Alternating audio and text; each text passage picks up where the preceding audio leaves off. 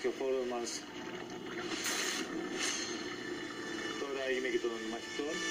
Είναι σαν να έχουμε ξαναέρθει πάλι στο παιχνίδι από την αρχή. Να δούμε πώς είναι και τα παιδιά αυτά στη συμβίωση. Καλώς ήρθατε! Είναι βέβαια οι πρώτες στιγμές.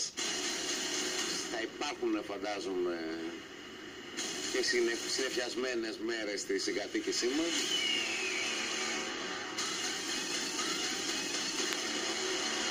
Πολύ ήρεμο, πολύ φιλικό. Παρ' όλα αυτά παραμένουμε μαζί.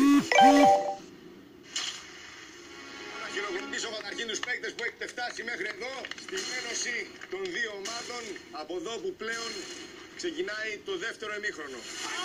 Το πρώτο αγώνισμα μετά την ένωση των δύο ομάδων. Πάνε πολύ καλά. Τώρα πάντως πηγαίνουν μαζί. Είμαστε σε ένα πολύ σημαντικό σημείο της